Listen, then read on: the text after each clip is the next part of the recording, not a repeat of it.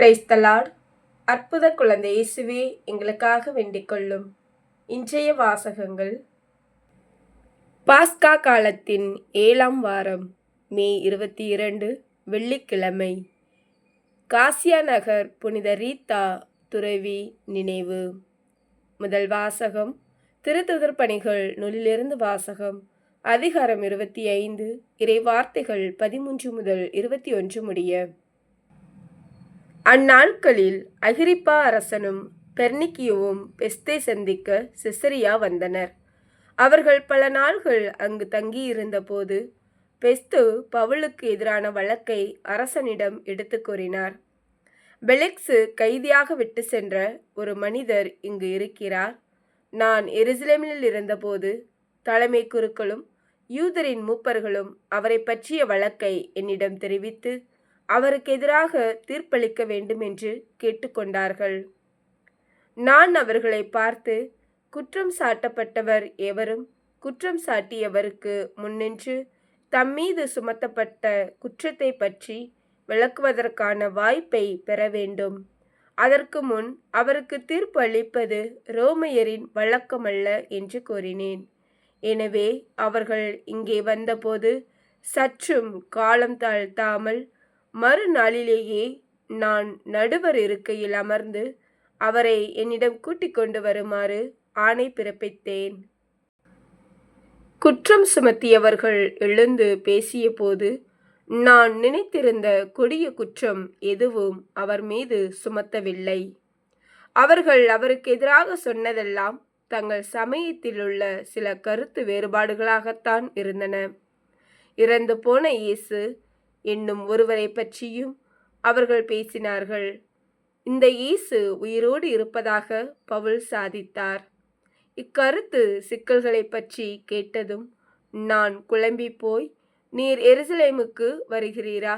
அங்கு இவை பற்றி விசாரிக்கப்பட விரும்புகிறீரா என கேட்டேன். பவுல், பேரரசரே, விசாரித்து தீர்ப்பு அளிக்கும் வரை தம்மை காவலில் வைக்க வேண்டும் என்று கேட்டுக்கொண்டார். ஆதலால் இவரை சீசரிடம் அனுப்பும் வரை காவலில் வைக்குமாறு ஆணை பிறப்பித்தேன்.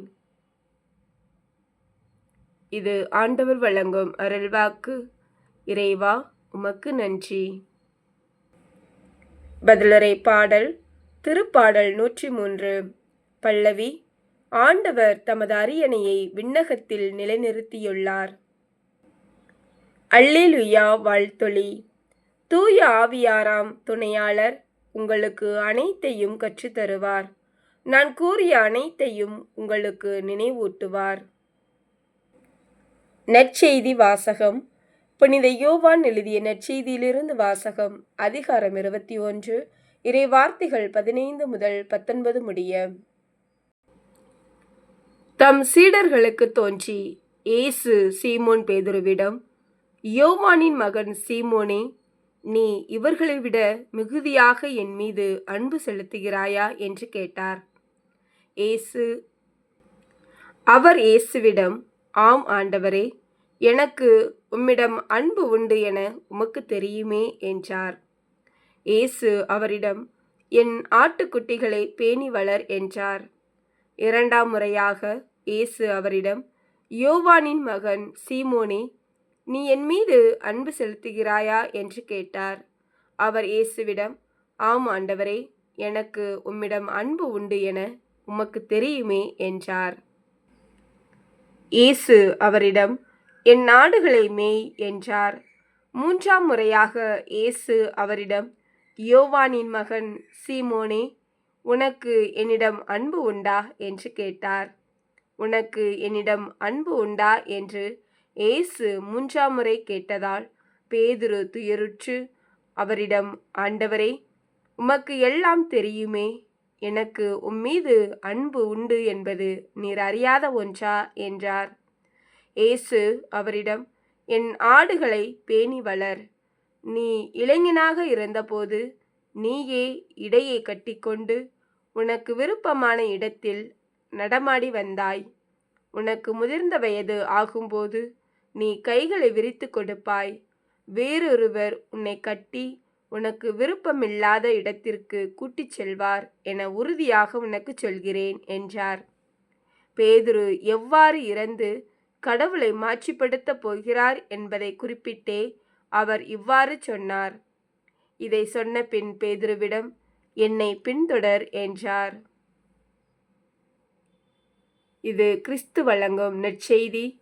கிறிஸ்துவே உமக்கு புகழ். சிந்தனை. இன்றைய நற்செய்தியில் இயேசு பேதுருவை பார்த்து 3 முறை என் மீது அன்பு செலுத்துகிறாயா என்று கேட்கிறார். அன்பு செலுத்துகிறாயா என்ற வார்த்தைக்கு கிரேக்க மொழியில் 5 வகையாக மொழிபெயர்க்கப்பட்ட 5 வார்த்தைகள் உள்ளன. 1. எரோஸ். ரோஸ் என்பது உடல் ரீதியான அன்பை குறிக்கிறது. இது ஆழமற்ற அன்பு, அதாவது காமத்தின் அன்பு. 2வதாக பீலியா. பீலியா என்பது நண்பர்களுக்கிடையேயான அன்பு. 3வது ஸ்டார்கே.